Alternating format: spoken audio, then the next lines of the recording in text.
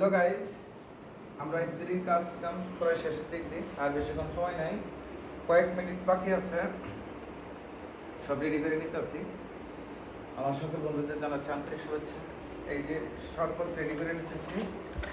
শরবত আজকে তরমুজ দিয়ে করবো। তরমুজের একটা গান আছে অবশ্য, এটা তো বেশি একটা ব্যবসা ভাইরাল হয়ে গেছে গা। এই তরমুজ, এখন তরমুজ দিয়ে আজকে শরবত বানাবো। আপনারা পাশে থাকেন, কেমন বানানো লাগে। সবই রেডি হয়েছে, মোটামুটি বেশিক্ষণ সময় নেই আর। পছন্দের বন্ধুরা দেখো, মোটামুটি প্রায় শেষের দিক দিয়ে সময়ও, আমাদেরও কার্যক্রম শেষ করায়। সবাই ভালো থাকবেন,